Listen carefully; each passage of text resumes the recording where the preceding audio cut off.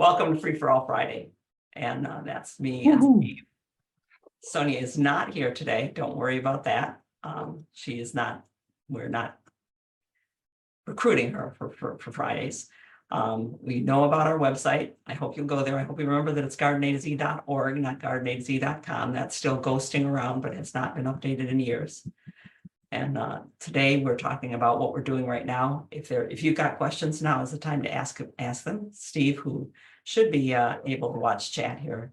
I can't. I'm back. You're back. Okay, good. I got it right now. Did I tell you, Steve, that I think I told you that the hemlocks that Greg was arranging to get cut got cut. Greg Mills is on, and he was the gardener in charge of a garden that Barry Burton, those of you who were on our webinar last week, met Barry Burton. Barry Burton had designed a garden in, I think it's in Grosse Pointe, maybe Grosse Pointe Shores. And Greg was taking care of it. And there was a hedge of hemlocks that Greg every year cut for the directions that you'll find in our Reduce Spruce. He took the top down, took the sides down, kept these things looking beautiful and fluffy and just the right size, maybe 10 feet tall, to be a good hedge.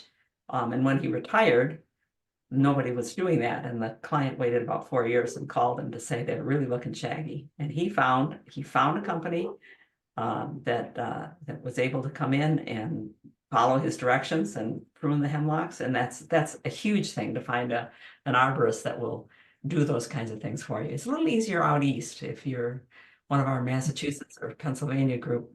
They're more used to pruning hemlock hedges and big old hedges, but not around here. Hard to find them. Go ahead. Can you hear me? Yes, we sure can. They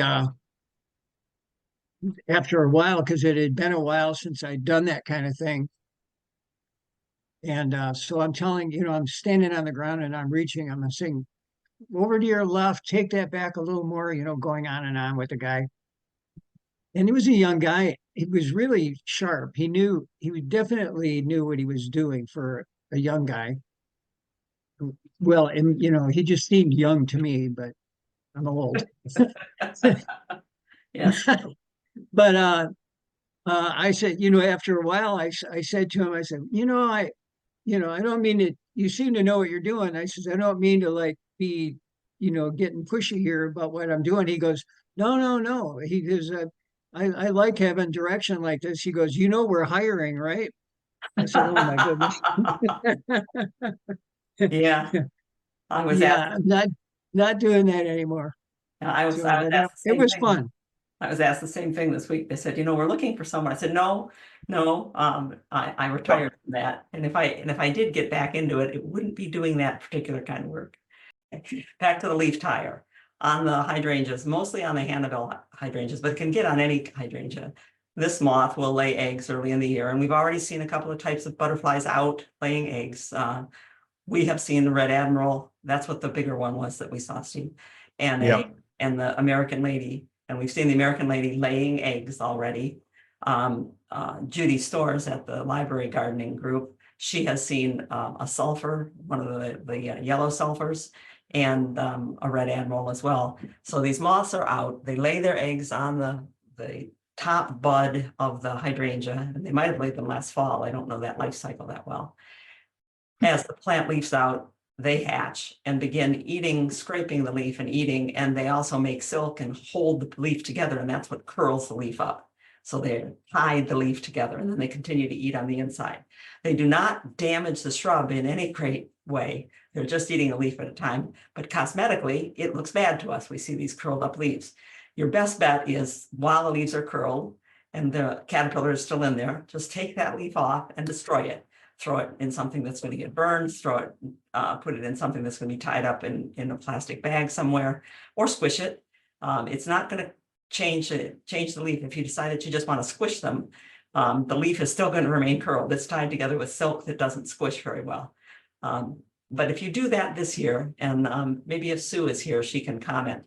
If you do that for a couple of years in a row, you generally get the numbers down, and the population cycle that goes up and down on pests goes down. So it's not a terrible thing, but it is a nuisance. And if the shrub is right where you look out the window, you're going to see it. There's only one generation a year, so that it happens early in the year, and then it's pretty much done by middle of June, end of June. Judy mentioned this problem. She said that her coral bells had dried up and were needed to be divided. I said, take a look at them. If they dried up and came out of the ground real easily, this time of year, right now, April, this picture was taken in the second week of April or third week of April. That little white button right there above my glove is a black vine weevil grub. And what it's been doing all winter is eating roots. The roots grow and these grubs eat them. They're like sheep underground. And they can dry out an evergreen plant like a coral bell so that it rolls out of the ground. They can also kill a young shrub or young tree. They're not native. They came into the country into the continent from Asia in, I think it was the 30s, before the interstate system existed. Once the interstate system existed, these things which hatch into non-flying weevils, a beetle relative, they can't fly. They don't move around very much on their own, but we started shipping plants all over the country and the weevils went with them in the root balls. So you have to watch for those weevils, and they are about that size right now. And the birds love to eat them. You can throw them out and let the robins eat them, but you need to get rid of them.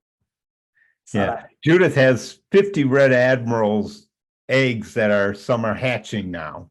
oh, right. What are they excited? Do you have stinging nettle that they're on from, or did you save them from last year? Where'd they come from? Is this Judith Levine? It just says Judith. That's Yeah, I'm interested. I'm very interested. Red Admiral is one of the beautiful butterflies. Maybe smaller than a monarch, not smaller than a blue swallowtail, but bigger than most. And it's dark. It has a crescent of red orange on each of the top wings. It's very, very distinctive red color.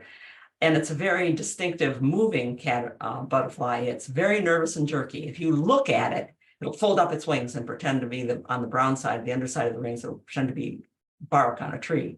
If you approach it, it'll flutter off quickly and hide someplace else. But their host plants are hops, which is what's used for beer, stinging nettle.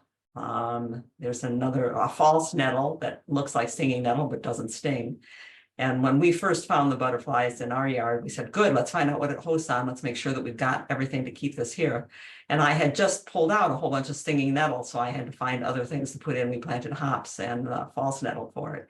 But it's great to have them and to know that they're going to be back because you have everything that they need. And they're great to look at. They're also good markers of time, like I said, because if they're flying, so are some of the moths that are laying eggs that are doing things like tying up the leaves of your hydrangea. Go ahead, Steve. and Judith was using stinging nettle, and Carol Petard had asked that same question, what kind of nettle, just as the same time you were in chat. And now she put up a link to a raisingbutterflies.org for Red Admiral. We should probably call Brenda. So, see, now we need to find a way to have me wearing a Bluetooth, and we could call Brenda Zedek and say, Brenda Sutton, she's changed her name, who started the Butterfly Association, because she has everyone there. It's members of the Urticaceae family. The Urticaceae include the stinging nettle. So if you look, once you know what a caterpillar eats, which plants it can eat, you can look for other ones in the family, and that's how we found the false nettle that doesn't sting. I've been spreading mulch around. Maybe some of you have been doing. We had storm damage from one of the ice storms and had to have a bunch of branches that we couldn't handle chipping up in Steve's chipper, cut down and chipped up. And so I had about 10 yards of chips. So this is down to the last yard and a half or so. And I wanted to make the point to those of you who haven't done this before and maybe have heard about Chip Drop, where you can sign up on a website and let arborist companies, tree care companies know in your area that if they have chips, you'd be willing to take them in your driveway. If you get a load of something that's been chipped up by the arborist, you're almost always in that load somewhere. There's going to be a tangle of branches often they're just littler branches that get caught on each other. And I was moving my pointer over the branches. oh yeah, and your pointers don't go. Sorry about that. So I take them out. This was earlier on.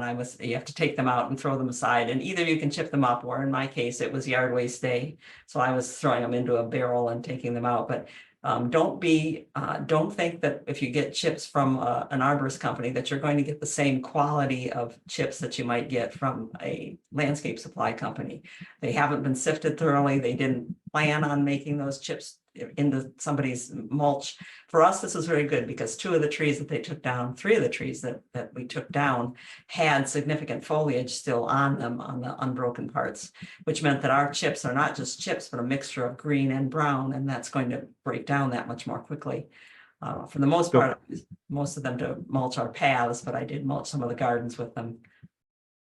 The one thing, if you do ask an arborist to dump chips, ask them if they've been cutting in poison ivy. Oh, yeah, that's something Please. that I always do. You just say, if there's any chance that there's any vines in here, any poison ivy, because even chipped up, that poison ivy is something that can get its oil on your skin and on your tools and be kind of a plague on you for a while. Been there, done that. I was so geeked to have nice mulch this year. I told Steve, that's it.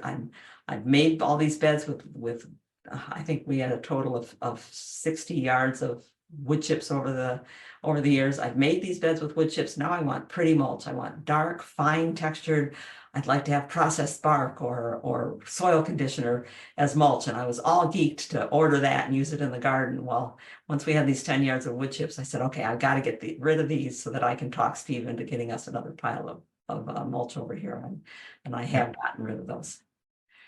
And I'm back to being the poison ivy lady in our neighborhood. We have a lot of poison ivy in our neighborhood. In the common areas, it vines on all of the trees. And at least 2 of our neighbors that I know had ornamental trees in their front yard, crabapple in one case, and weeping cherry in another, that had poison ivy growing up the tree, quite thick. In one case, it had been pruned, like somebody thought it was a good vine. So people didn't know what the poison ivy was. And the more of it that you have in the neighborhood and the more of it that's allowed to grow up, the more flowers it's going to produce, the more seed it's going to produce, and the more it'll be the rest of the way in the neighborhood. So we put into our neighborhood association newsletter and on Facebook page, we put a notice to say that if you wonder if you have poison ivy, you can give us a call. We'll come and take a look for you and help you figure out how to get rid of it. So I was at a neighbor's house this week because he said, "Are you the poison ivy lady?" I said, "Yeah, I'm the poison ivy lady." And this is what poison ivy looks like when it's not leafed out. It tends to be a hairy vine, and the buds are distinctive during the off season, but I'm not going to show you those right now. I'm just going to make the point that if you have poison ivy and it's climbing up something, now is a really good time of year to take a vertical section out, clip it in one place, clip it in another place, and peel that section out so there's no contact between the 2 of them. And then paint the cut end of the lower part with some herbicide. There are 2 kinds that I know of that are the right strength. One is brush pecan, and the other one is poison ivy and brush killer. And straight, undiluted from the bottle with a kid's paintbrush, dip into the paint, into the bottle without adding any water, and brush that directly on a freshly cut stub. And you are very likely to kill that vine. It may sprout up someplace else, but you've got that vine killed, and you can leave the rest of the vine on the tree, let it sit for a couple of years so it's drier, and then you can pull it off. You still want to protect yourself even after a couple of years, but you're not going to be dealing with all of the leaves flapping around in your face, because that's what most people contact. So they end up bruising the leaves and not realizing that's what they were working with. Carol just said, could you repeat those, please? And I think it was just after what you just said. Okay, steps for taking care of poison ivy this time of year would be to make 2 cuts with gloves. Put your gloves on, even if if only your tools are touching it. Clip the vine here, clip the vine lower down. So you take a section right out of the vine, put that in a plastic bag. I tend to collect everything on an old sheet that I can roll up and then throw into the plant, because I end up with quite a few pieces. Then the this cut section on the bottom, the lower section that you cut, by brush pecan or poison ivy and brush killer, and without diluting it, pay no attention to the directions that say to mix it into a jar and spray it on everything. You're not using it that way as a defoliant. Just take a kid's paintbrush, dip it into the undiluted brush be gone or poison ivy killer, and brush that on the cut surface of the lower part of the vine. And you need to do it within about 15 minutes of cutting. What that will do is that will absorb it, and you almost certainly kill the lower part of the vine. It might sprout up from someplace else if it's got a big healthy root system, but you're at least killing it back without having to handle all the poison ivy. Is that what you needed to have repeated? Yeah, the brush be gone and the poison ivy killer. Yeah, There's also, are there other vines that might look similar but are not poison ivy? Sometimes you can mistake Virginia creeper Boston ivy for and right. Boston ivy, Virginia creeper. English ivy is evergreen, so they don't. The rest of the vines, very few have that hairy look. Some might have little sprouts coming off onto, Yeah, but poison ivy is very hairy. But both Boston ivy and Virginia creeper that can be a little bit hairy also have little tendrils that cling, that reach out like a grapevine does and wrap around things and are holding it along the way. Poison ivy has none of that. It does everything with its little hairs here. But you do, I do want to deal with poison ivy when I have to deal with poison ivy. I want to deal with it in the off season when it doesn't have leaves. The leaves just really expand the chance of contact and getting the oil on yourself. Kimmy was asking, does a globe spruce need a established leader? You don't want a leader on a globe spruce, otherwise it will turn into an upright spruce. They do that. A lot of the globe They spruces, will. give them maybe 10 years growing someplace, and they'll decide that they have a leader, and you need to make sure you take that out.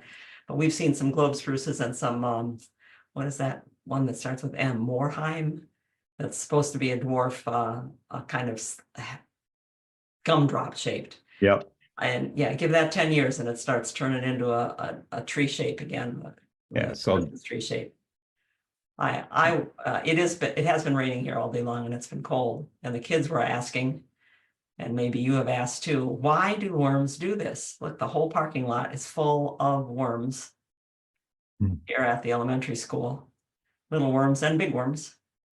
I said, why do they do that? The best answer that people have come up with, and nobody can ask the worms, of course, is that when it rains for a significant amount of time, their burrows start filling with water, and they're just coming up for air because they can't stay for a very long time underwater. Why they then crawl out onto paved surfaces, I don't know, and I don't think anybody knows. But yeah, you can try to save them and throw them back.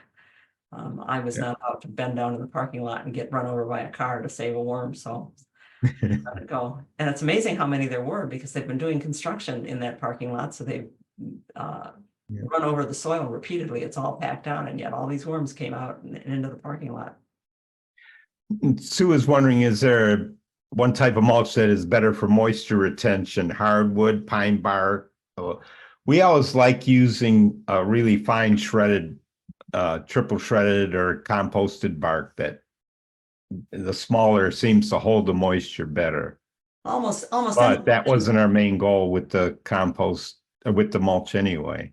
Almost any mulch is going to help the soil retain moisture, just because it slows down some of the transfer of water vapor up into the air. But the chunkier the mulch, the thicker it has to be as effective as stopping water from moving. If you have a soil that tends to be wet, you can actually make it worse by putting on a mulch, because then it retains too much water. People complain about cocoa hulls molding. If your cocoa hulls mold, you probably have too much water in your soil, and you shouldn't be using such a fine textured mulch. But the mulches that I like to use are called processed bark or woody fines, F-I-N-E-S. And in bags, they're often sold as soil conditioner, because it's the very fine bark that's used in potting mixes. So your nursery could be mixing up peat and bark and perlite, and this would be the kind of bark that they're using. And I just love using them. I will, even if I don't have a nice cover, even if I already have a mulch on, if I want to make it look prettier, I put what I call a veneer mulch on. I put just a little bit of the nicer looking stuff on top to make it look better. Someone asked about scoring the hyacinth bulbs. I had mentioned that before, that hyacinth does not multiply well on its own at all. The Dutch hyacinth that are blooming right now with the big club-like flowers of jewel tones and whites. I planted 3 hyacinths here, and I apologize that the snow's on the ground, but what can we do? There it is.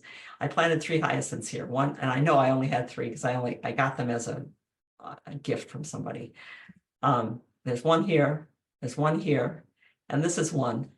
But this one, I scored the base. I turned the bulb upside down and nicked in several places the disc that goes around the bottom. That's the stem. And because I nicked it in several places before I planted it, the plant was injured and it had to repair the injury, making meristem tissue, and those meristem became 3 bulblets. So if you want a bulb that doesn't multiply quickly on its own to multiply, nicking the basal plate, which is what I did here, can make a difference. And this is the first time that I actually marked which one it was that I did, and can tell you that now there are 3 where there was 1. What do you got, Steve? Anything? What rug type juniper keeps its green color throughout the winter? Calgary carpet does a pretty good job of being the green. Yeah. Most of the rugs that I like are the bluish color. And they turn that kind of purpley color. And the yellow ones are, that will almost always go get some brown during it. Yeah, the rug juniper is horizontalis. Don't you love that name, horizontal juniper? For the most part, those are all going to get that grayish purple color to them, unless they're the good green ones. And Calgary carpet is a nice one. I think Calgary carpet might be a hybrid of horizontalis and Andorra juniper. It gets a little bit higher than horizontalis, I think. But what we've done is go to, for instance, Dawes Arboretum has a juniper collection. You want to see what it's like in the Columbus area in the winter, what junipers look like. That's where I went and took about 70 pictures of just juniper color. That's one way to find out what does hold. And you go in the winter when you want to see this. Yep, not in the spring, yep. In the middle of winter. It's also cool to go to arboretums then anyway. Well, nobody's there, which is what's really nice. Yep. Well, almost nobody.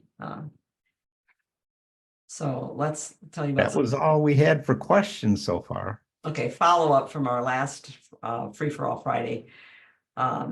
Let's see who Jean asked about whether she thought that gypsy moth had eaten her pines, and I said that doesn't really happen. We need to backpedal on that one and say yes, it does happen. If there's a heavy infestation of gypsy moth, although the youngest caterpillars, the eggs laid and the first couple of instars, first couple of sheds of the skin, will not eat pine. But if there's a heavy infestation and you get the older ones and they have defoliated the broadleaf trees that they're working on, maples or oaks, they'll move over to pine and eat pine too. How do you know if you have a heavy infestation? You look in the off season, which is any time between middle of September, end of September, and now, and you're looking for this sign. Now gypsy moth is now called spongy moth. Like many things, that's one of the terms that people looked at and said, why are we accusing gypsies of doing anything here? There's no reason to do that.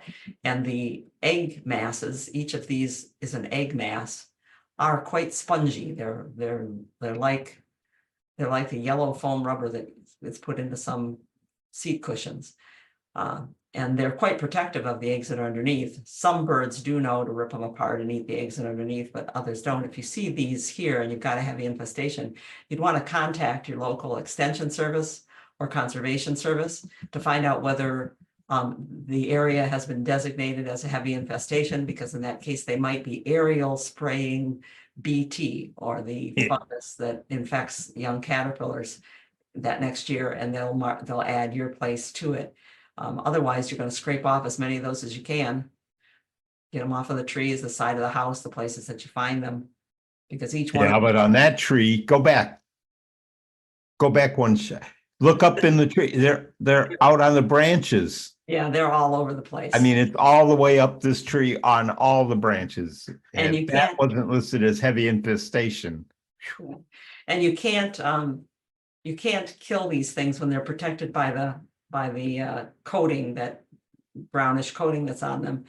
And the eggs are inactive, they're not eating, so you can't spray them with anything. What you need to do is have a conservation office or you yourself watching for the first hatch. And what you want is more than half of them to be hatched out when you apply BT, because it's easy to infect these little guys, but they have to be out of the egg to do that. Spongy moth instead of gypsy moth. And there is an egg, a pupa case there, which that can't be the right time of year to be but it could have been that the lady, the female spongy moth, doesn't fly. She just hatches out and kind of hangs around and spits out pheromone so that the males come and find her. And maybe that's right where the female pupated. Yeah. Yeah. Anyway. Another thing that happened with us this week is that we do have chipmunks. We feed a lot of birds. We feed a lot of chipmunks and squirrels, more squirrels and chipmunks. And we noticed a chipmunk running crazily, running slowly, falling over on one side, staggering a little bit. Chipmunks don't get rabies, so we weren't worried about rabies. We were concerned about what it had gotten sick from, and then we realized that it could be that somebody in the neighborhood is putting out rodent poison, rat poison, in which case that worries us, because we have not only the songbirds we feed, but the hawks and the owls, and shoot the fox are eating things like chipmunks. And if they have rodenticide, rat poison in them, they're going to take those to the nest and feed them to the young. You might remember hearing about, I think his name was Fraco. There was an owl, the owl that got loose from one of the New York City zoos, and was in Central Park, could not be caught. So it became a city owl, and people reported seeing it and they watched it.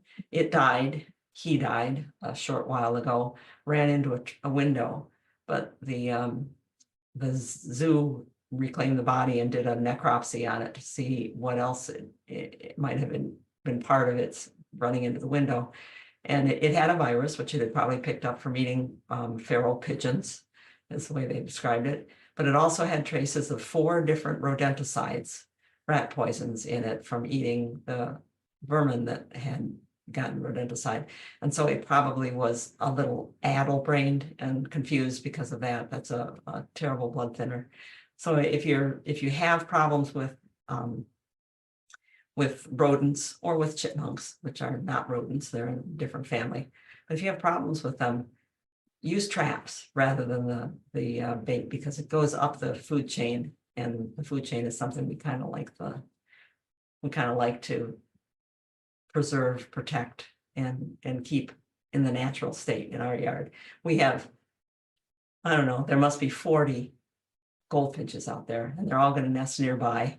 And each pair of goldfinches is going to collect hundreds, not exaggerating, hundreds of insects every day to feed their youngsters.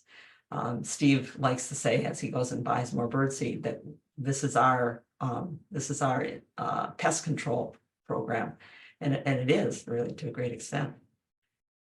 Gretchen, yep. Oh, you got something for me? Oh, yeah. Judith Levine is wondering, she may be a little late for starting peppers indoors. Worth doing anyway. Same for a vegetable that should have been sprouting indoors by mid-April. I don't think it's too late to start peppers. One of my friends who is much more still into vegetable gardening than we are, we kind of moved to the ornamental side. And now that we're in a mostly shaded lot, we are not doing any vegetables. But she starts several courses of peppers. She starts some at the beginning of April, some in the middle of April, and some at the end of April, so that she can be harvesting at different times. So go ahead and start them.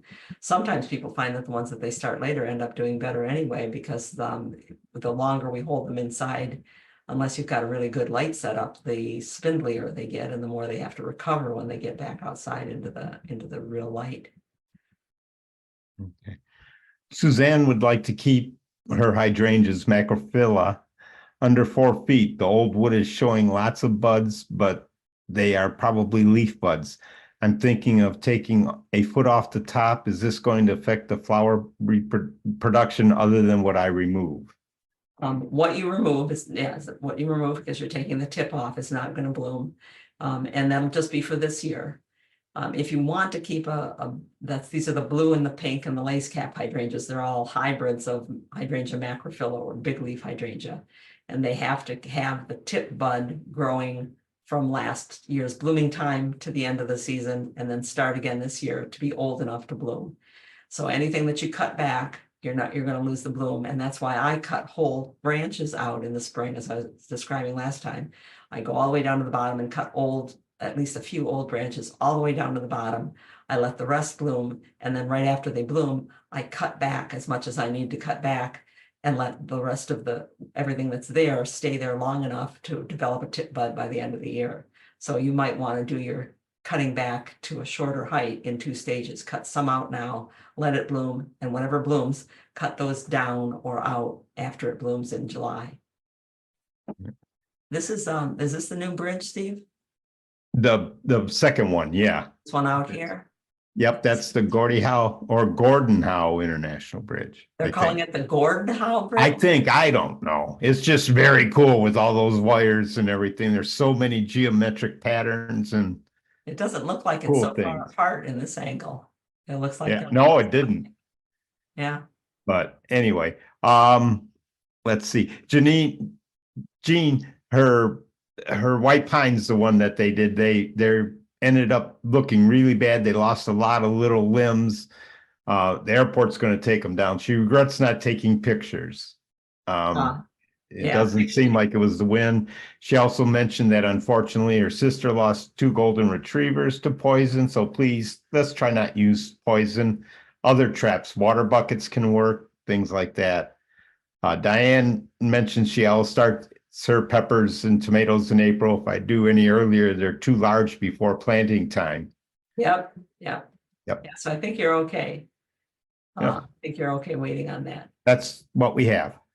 Okay, then we'll go back to Gretchen's question. Gretchen emailed us this week and said, I'm changing what I have. I have a yard that is great big trees and lawn, and I want to change it into great big trees with big swaths of woodland plants and moss underneath it, because why have a lawn that doesn't want to grow there? So she used a lot of leaves as mulch in the fall, and she said, now I've got maple seeds sprouting everywhere. Do I have to pull all of them? Is that going to be a problem? First, yes, when you use leaves, you're going to get the seeds that come with the leaves. And in the case of Norway maples especially, that's what you're looking at right here. These are all Norway maple leaves from our own Norway maples. Their seed ripens late in the summer, so they're still viable seed when you rake up under Norway maple. And about 2 weeks ago, I saw the first one sprout. It was still only 40 degrees out, and so I was a little surprised, but there they were coming up. And the nice thing about them is that to kill them, you don't really need to pull them. There's the first true leaf, that lobster claw looking 2 leaves unfolding from each other. The long leaves think of them like the samara there, the wing that the seed was in. Those are the seed leaves. They're supplying energy to the plant to grow this meristem, this place that's developing the stem and the true leaf. So all you need to do is take off that top part, which you can cut off in a year when there's a lot of them. You can take a weed whip and go down the path and just cut the tops off of all of them. If you take that meristem that's in between the seed leaves, then there's no meristem left to grow new seeds, and this just withers and dies. That's the bare facts. If you're using leaves that have seeds with them, you're going to get some trees that come up. I get Norway maples. It sounds like you're getting Norway maples. The good news is that doesn't happen every year. Every year you'll get a few. Once in a while you get a bunch, and this is a big year. There were a lot of seeds last year, a huge seed set on the Norway maples. So there's a lot of seeds in there. It's not as bad as I've seen. It was only just a couple of years ago. you could just take and rip a carpet of seedlings up. There were Yeah. that. It was easily 5 times as many as out there right now. Yeah, and some years I've pulled barely any at all. Now your other angle is to be more selective in the leaves that you decide to put down. I took any leaves I could get a hold of from my son's house, from the neighbors' houses. But I have the option of at least 4 houses near me have only oak trees. And I should be taking their oak leaves. I did get oak leaves from kitty corner across the street. I just kept grabbing them and emptying the bags and giving them the bags back. But I did put maple leaves down so you can be more selective in your leaf choices. And if you're going to do the weed whip number, you don't want to do what I did, which is I used all the cones that fell off of our white pines, which also had a really heavy seed set last year. They're still falling. I've taken wheelbarrows and wheelbarrows full of cones out. I threw them in the beds as part of the mulch. And now that means that these maple seeds are tucked down between the cones are protecting them from the weed whip. So I'll have to pull those. Did you say there's something else, Steve? Judy is looking for, I'm looking forward to digging up non-blooming tulips, dividing and replanting them deeper. Does this also work with hyacinths? Yes, it does work with hyacinths.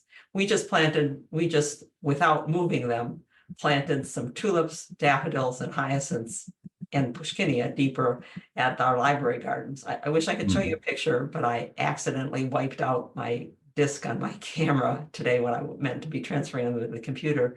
But we're raising the beds at the library because the new edges that were put on the beds to replace the old wooden edges are higher. So our beds are down in 4 or 5 inches.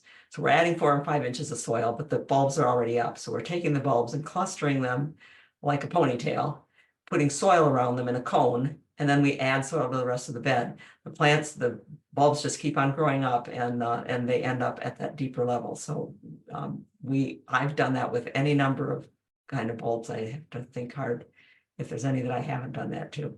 So you can definitely put them in deeper, or you can make the bed deeper on top of them. Margaret is asking if I cut my sister's burning bush very low, will it still get red in the fall? She said, I think so. Margaret Thiel said, yes, the burning bush will turn red even if pruned hard, assuming that it grows. Assuming that it turns red now. There are some burning bushes that don't turn red well, and it's in part because they're so protected. People have them in courtyards or close to the house, and if they don't get the big change in temperature in the fall, from that daytime temperature being warm and then it getting colder at night, if they're too protected to feel that change in temperature, they often don't turn color. They just kind of drop their leaves when it finally gets cold enough.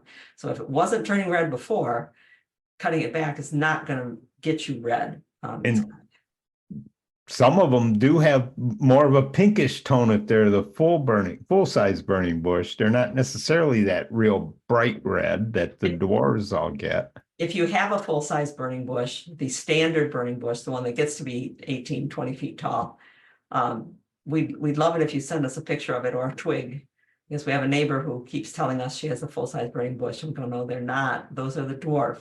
I know they're big, but they're dwarf. The full-size burning bush has real wide wings, flanges on the stem between side branches.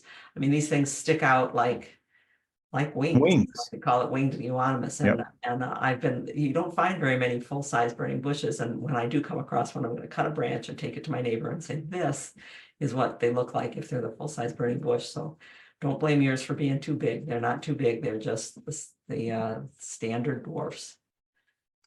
What else came in this week was, who asked about viburnum pruning? Sue? I'm sorry, I've forgotten who asked about burning the viburnum. No, it was Mary Ellen. Mary Ellen sent an email and these pictures, and she said, this is a snowball bush. Snowball bush is the European cranberry bush viburnum, the sterile form with it doesn't set seeds and keep the red fruits in the wintertime. It has a ball like a snowball hydrangea, so they call it snowball viburnum. She said, I cut it back because I wanted it shorter, and look what it did. What am I going to do with this? You can see that it's been cut off, or I can see that it's been cut off here. Yep. And it did just what a viburnum does. The viburnums are not easy to control. They're a little on the wild side. All those straight stems, 5, 6 feet on each, grew in 1 year's time from those cuts. What you need to do if you're trying to keep a viburnum small, it's not the easiest thing to do. If you're trying to keep a viburnum small, or in this case, make it small when it's been larger, then you need to go in and take out at least one of the main trunks and let that heavy sprouting happen from below. So if I took out, say, this trunk in the foreground, all it's doing is leaning out over the rest of the bed and not giving you much anyway. You're not going to lose much from it. Saw that off at ground level. It will sprout with those 5 or 6 foot straight pieces. They haven't branched yet, so there's no branches on them. They've just gone straight up. And at some point in the summer, in the middle of the summer, you can nip the top of each one and even take out some if there's too many of them. The second year they will branch. So the second year, whatever you leave in there branches, and now it's taking out more room, and those branches are going to flower in their second spring, and you can start taking out other branches because it got that big because somebody had only cut it back to here where you see the Ys. Then they let it grow some more and they were cutting it back to here, and the plant is going to grow from its best place up high. What you need to do is get it to replace all of those branches with slightly younger branches, and keep after these come in, keep taking out these other ones until you've got all branches that are branched all the way down to the ground level. Then you can just start taking out maybe every other main trunk you take down by a year's growth and let them go. And you'll notice that the first year when they're not branching, they'll grow 5 feet, 6 feet. The next year, when they branch, they split that energy between side branches, and the leader might grow only a foot or 18 inches because it's putting its energy into side branches, and it's easier to control that way. But you do have to, as Anne told us just recently, I think in an email, she said, I love gardening because it's great to try something and see how the plant reacts, see what it does.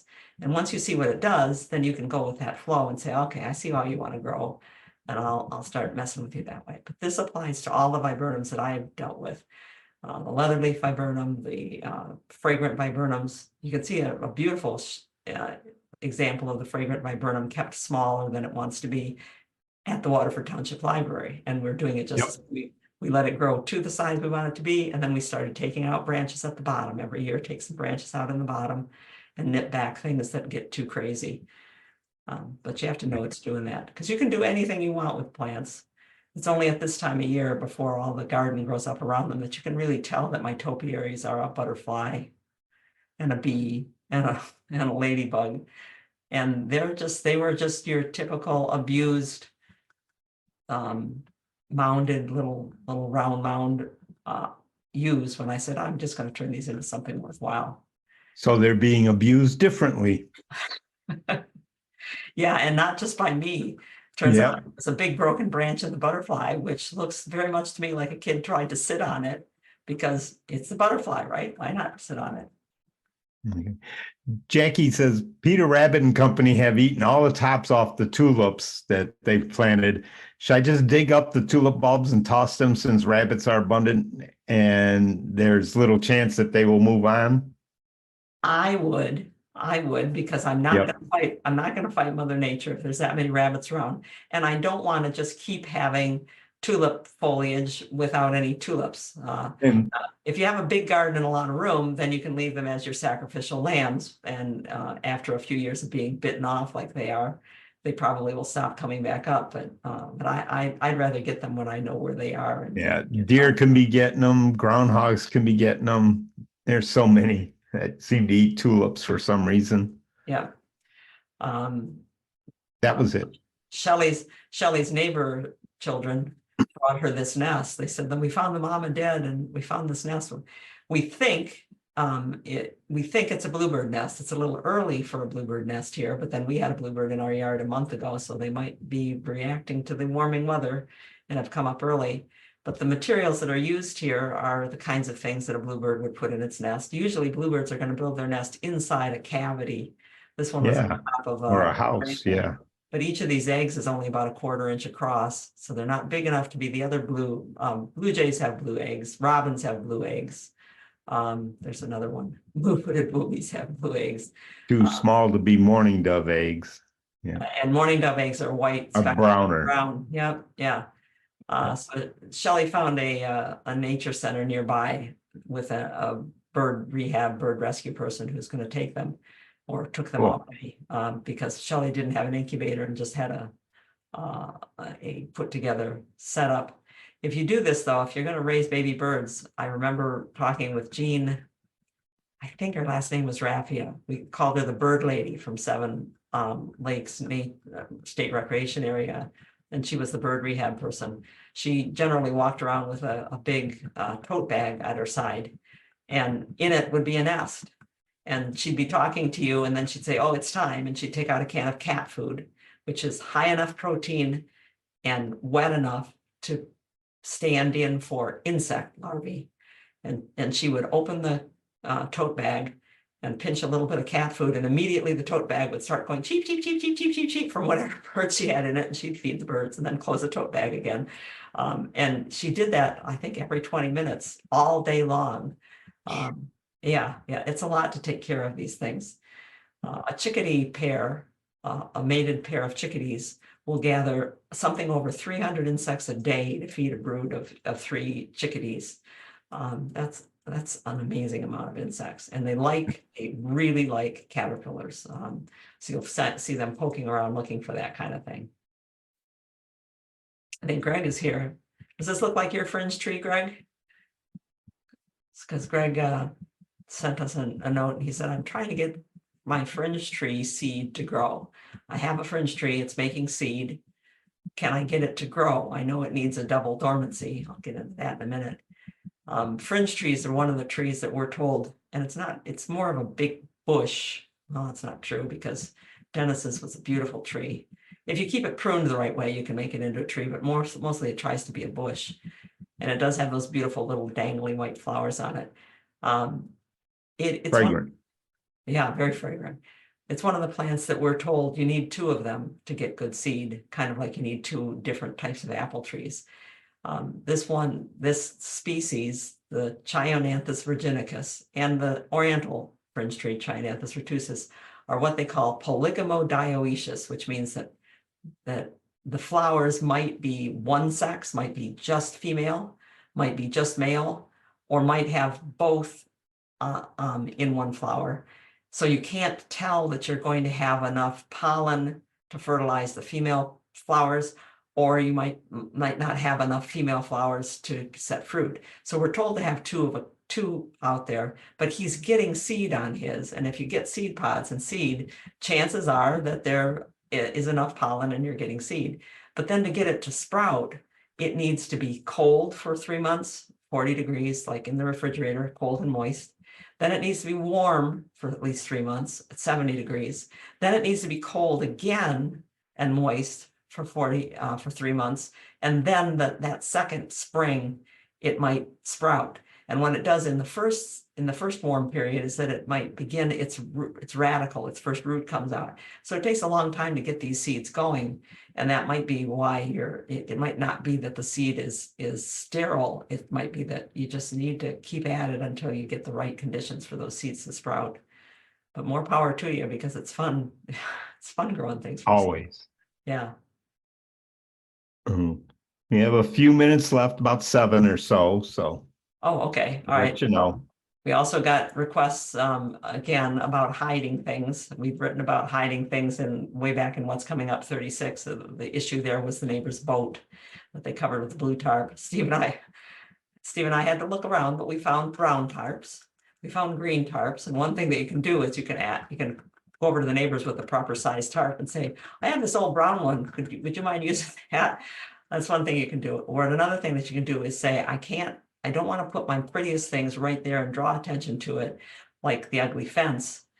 If the fence is ugly to start with, then put something pretty to look at to one side, draw the eye away, and cover the fence in what's called the frame around the pretty thing, rather than trying to put the pretty thing right in the way. Because color gets your attention. These are our containers that we make out of PVC pipe, and fill with potting mix and then plant our annuals in them. We've just repainted them this week. Steve was in the middle of repainting for me. I painted some of them, but I'm not a very good painter.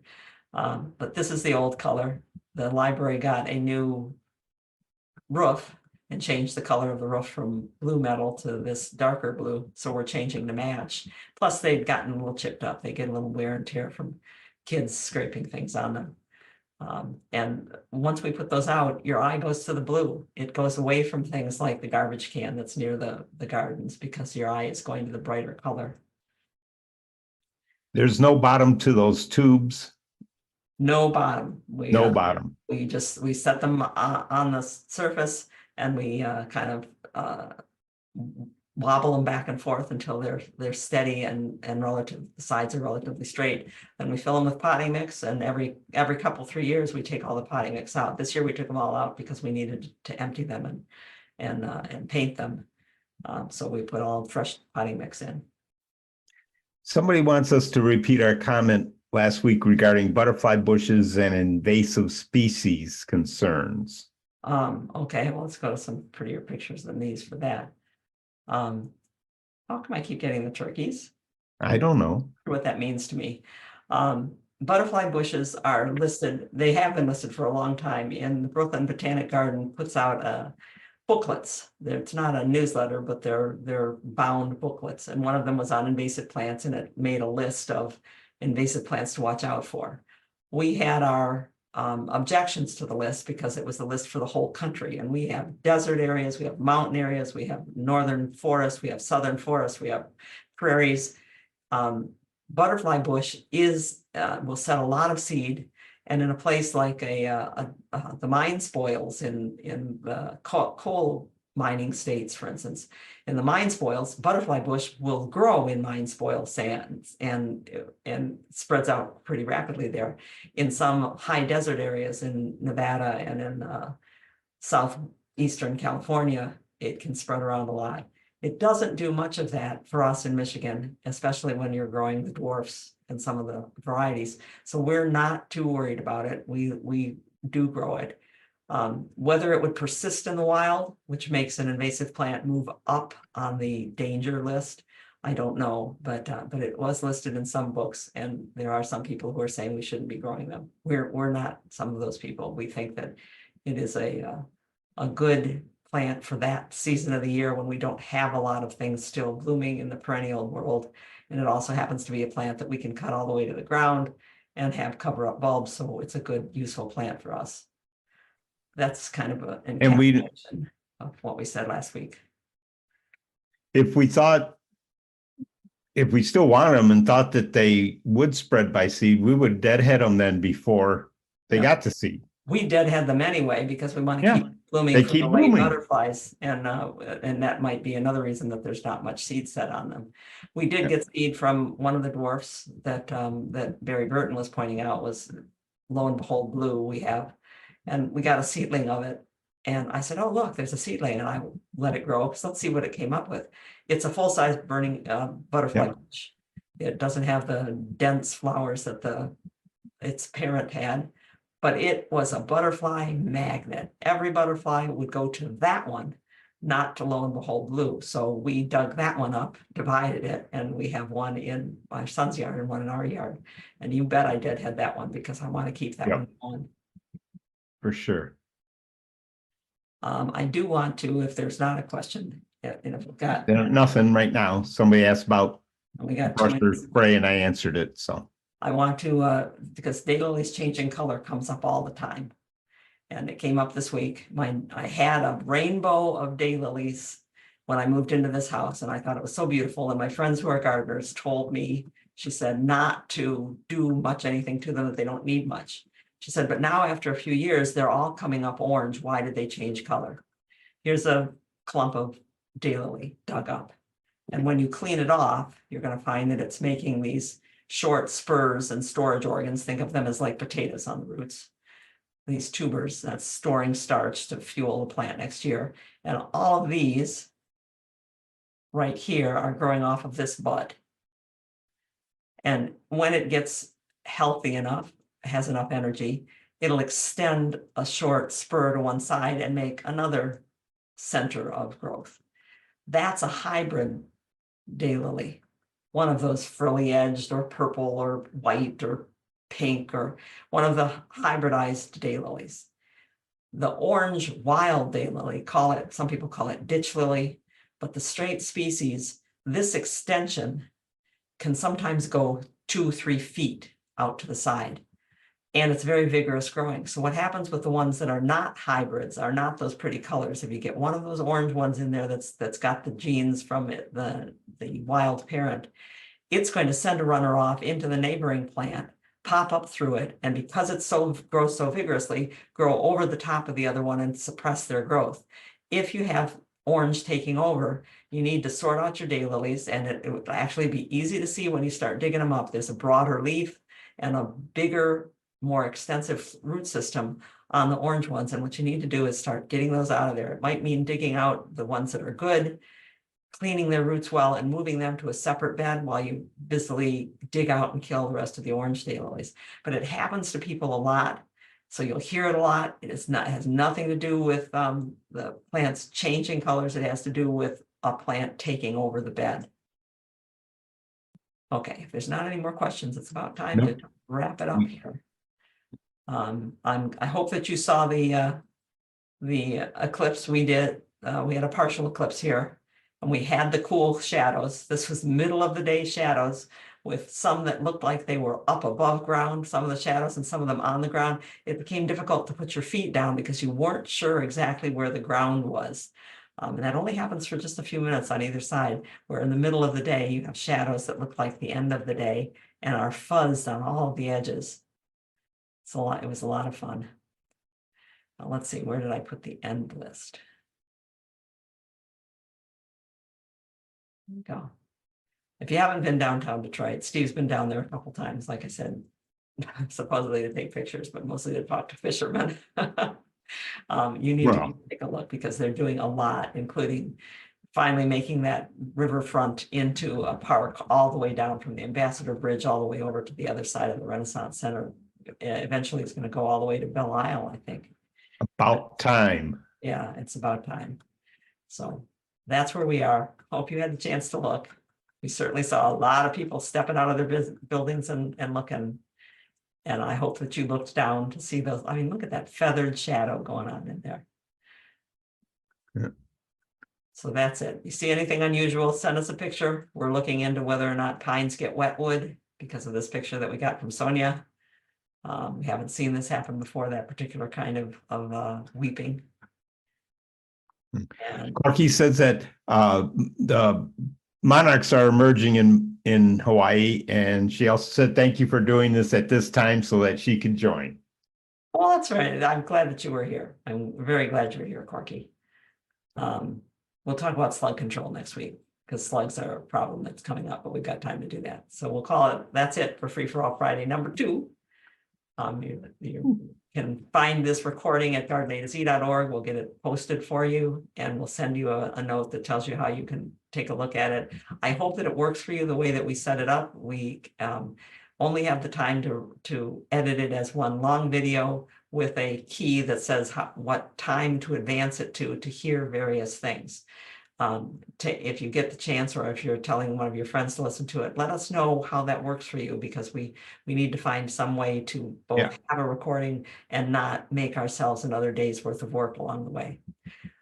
I'm Janet Makanovich. I'm Stephen Nicola. Thank you all so much for being here. And we wish you a great gardening weekend. It sounds like it's going to be much better weather for us this weekend in the Michigan area. I hope where you are, it's the same. Talk to you later.